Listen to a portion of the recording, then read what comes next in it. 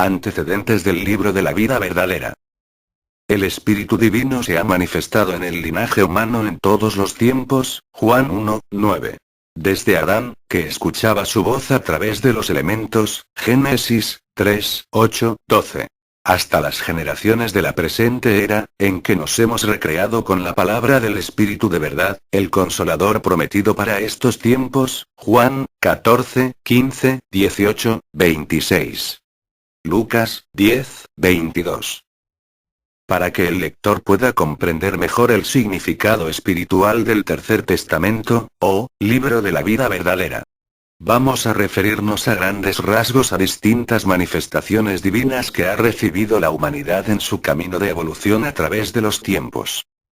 El mayor pecado que pueda cometer el género humano es el de la idolatría, y así se lo reveló el Supremo Hacedor a Moisés desde el primero de los 10 mandamientos, Éxodo 20, 3, 5. Gedeón, como Moisés en su tiempo, fue elegido por Dios para librar al pueblo de Israel de su más grave esclavitud, la idolatría, Jueces 6, 1, 40. Y es precisamente por ese motivo cuando, para dar mayor trascendencia a ese acontecimiento leemos: y el Espíritu de Jehová se embistió en Gedeón, Jueces 6, 34. Como es de elemental entendimiento, es inconcebible que el Espíritu infinito e inabarcable del Todopoderoso, se introdujera en Gedeón, pero sí se nos dio a entender con toda claridad que por inspiración, fue el mismo Jehová el que nos habló por boca de Gedeón. Éxodo 4, 12. Mateo 10, 17, 20. Tiempo después Ezequiel, el portavoz de Jehová, fue enviado para amonestar la rebeldía del pueblo de Israel. A este iluminado así le habló el Todopoderoso: Hijo de hombre, estate sobre tus pies, y hablaré contigo. Ezequiel 2, 1. Y entró el Espíritu de Jehová en mí, luego que me habló, y afirmándome sobre mis pies, oí al que me hablaba. Ezequiel 2, 2. Cuando el profeta nos describe la forma en que el Espíritu de Dios se le manifiesta, no hay en él duda o titubeo alguno, por el contrario. Hay claridad absoluta, confianza total, firmeza íntegra, equilibrio perfecto, es decir, lo afirmó sobre sus pies. Por eso Dios le permitió vivir los mismos momentos que vivió Moisés cuando le dijo: Ahora pues ve, que yo seré en tu boca, y te enseñaré lo que habrás de hablar. Éxodo 4, 12. La escala de Jacob. Una de las manifestaciones divinas que más claramente nos hablan del camino de evolución del espíritu, fue la videncia. Génesis 28, 10, 14. Soñó una escala que estaba apoyada en la tierra y su extremo tocaba el cielo, y los ángeles de Dios subían y descendían por ella.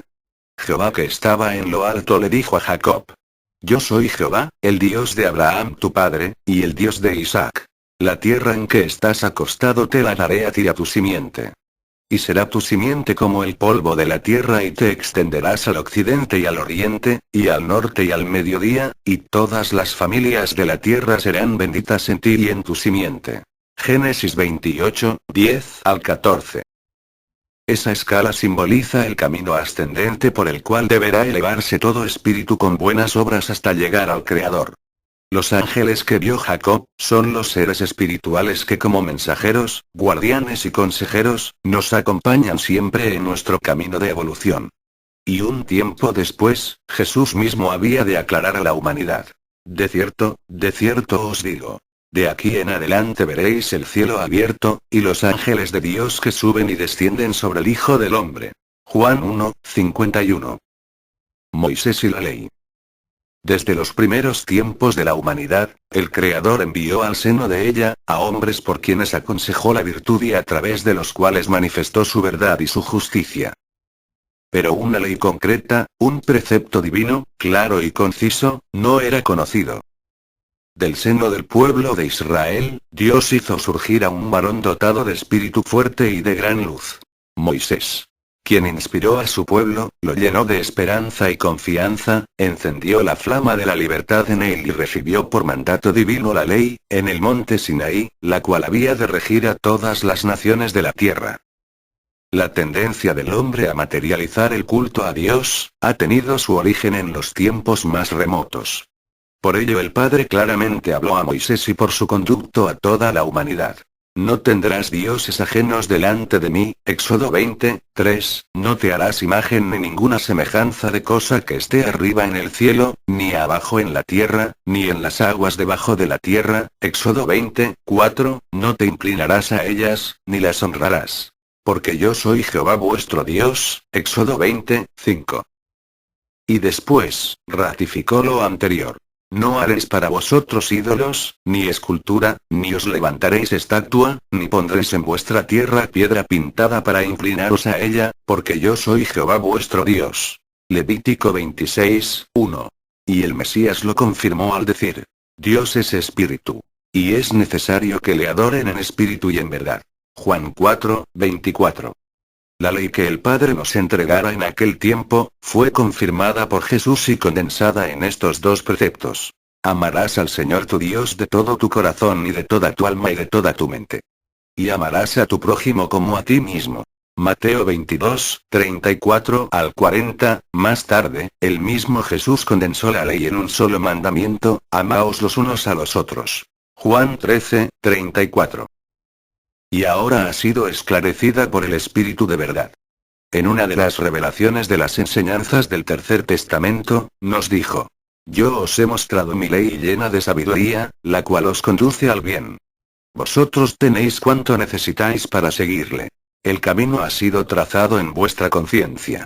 La ley divina está grabada en vuestro espíritu, 2 Corintios 3:3.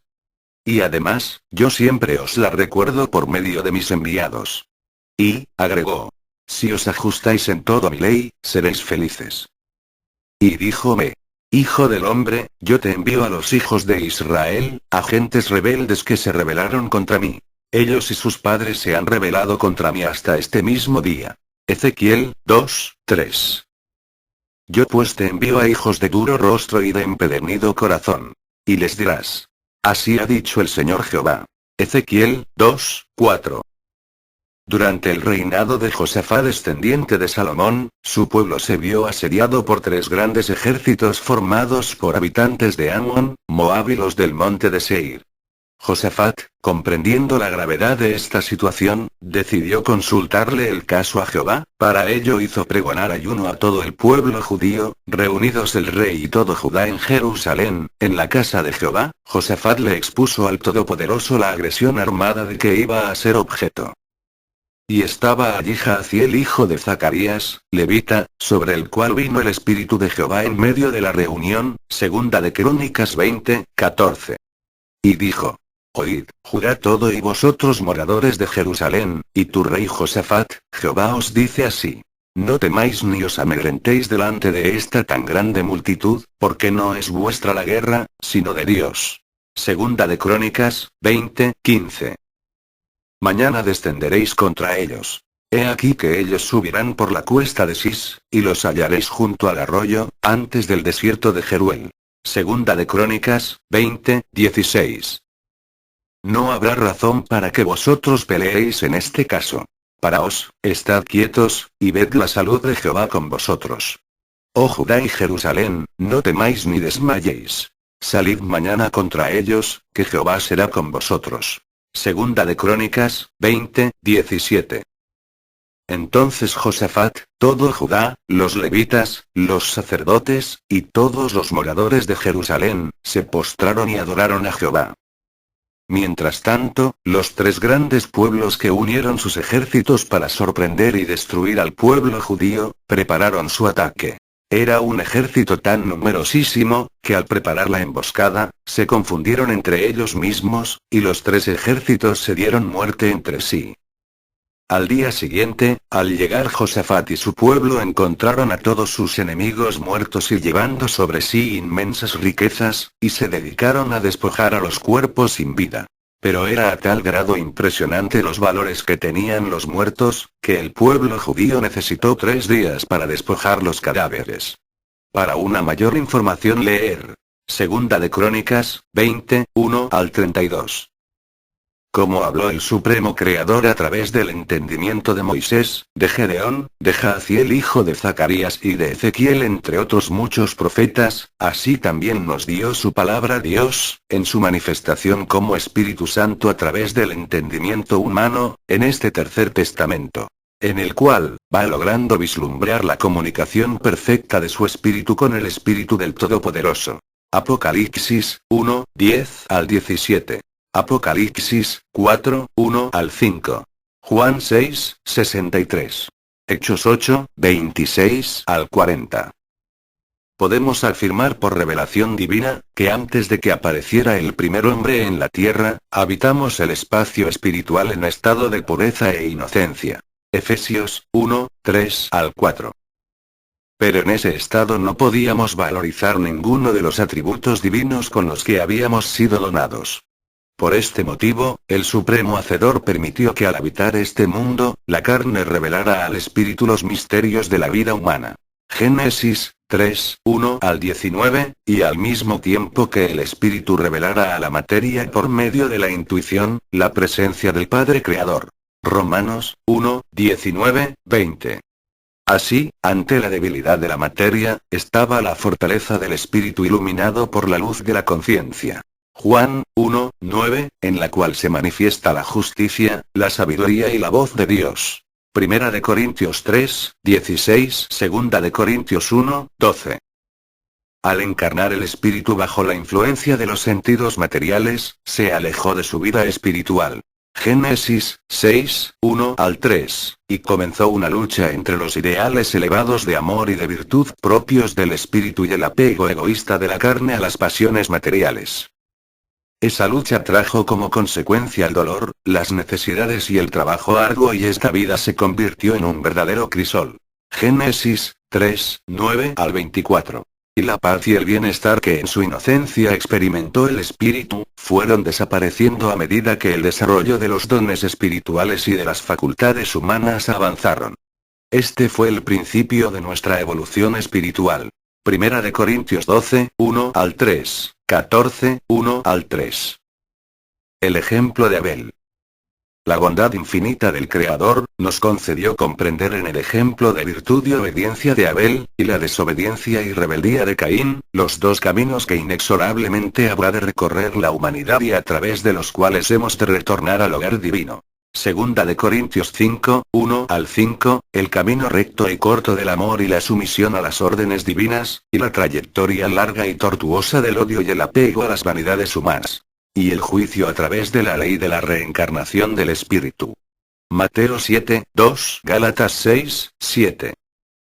Abel al ofrendar a Jehová al primogénito de sus ovejas, Génesis 4, 4, y caer víctima de Caín, Génesis 4, 8, 15, conservó la pureza espiritual con la cual el Todopoderoso le envió a la tierra, convirtiéndose dignamente en el primer justo, Mateo 23, 35, y, por lo tanto, en el primer ministro de Dios, al ofrendar su sangre con humildad, pureza e inocencia.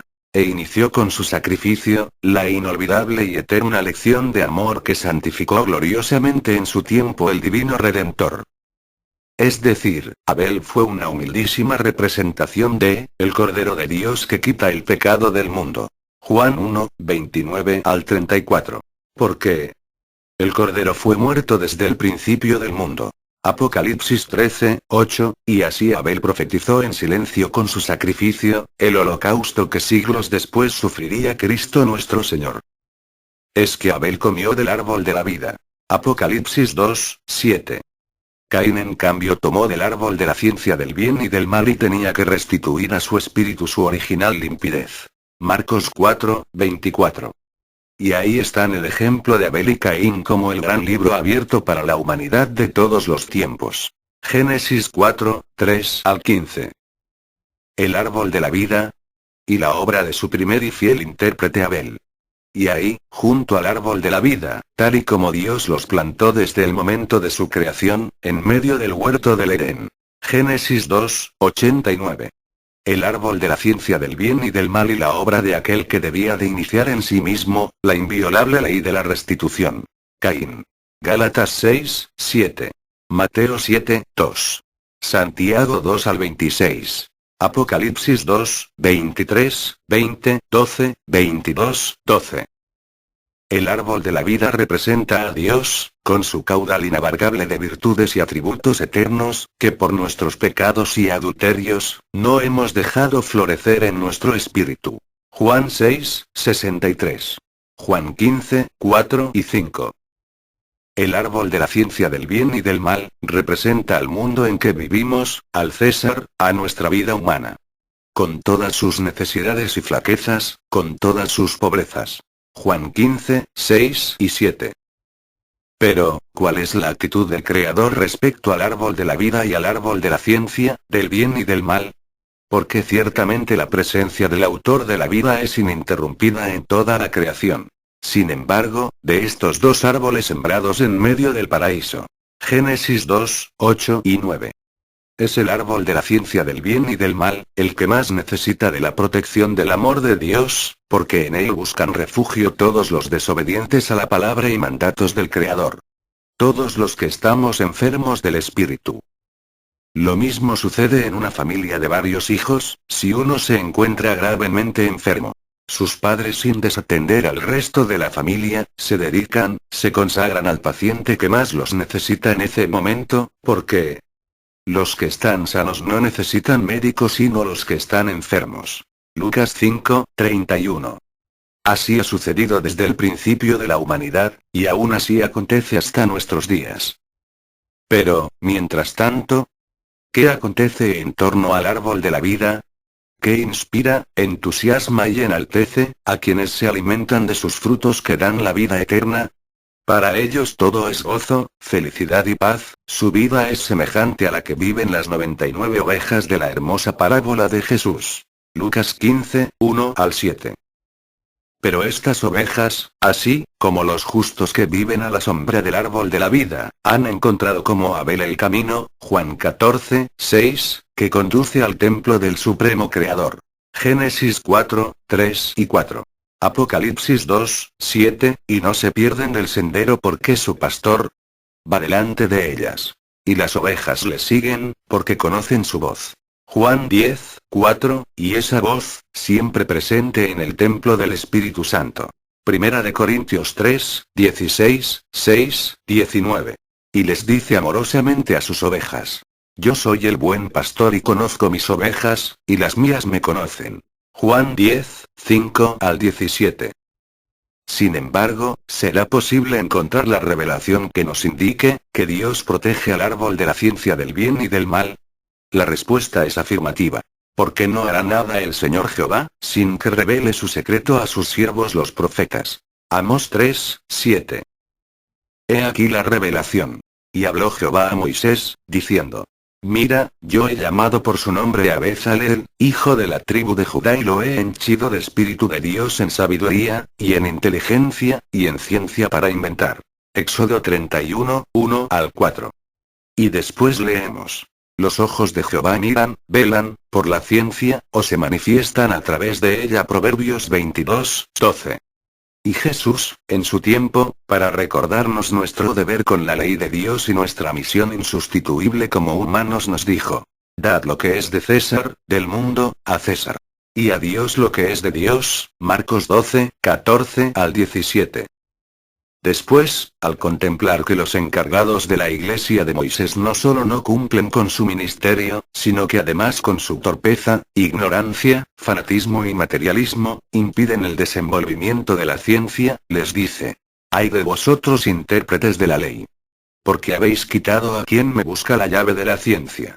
Vosotros mismos no entrasteis, y a los que entraban se lo impedisteis. Lucas 11, 52.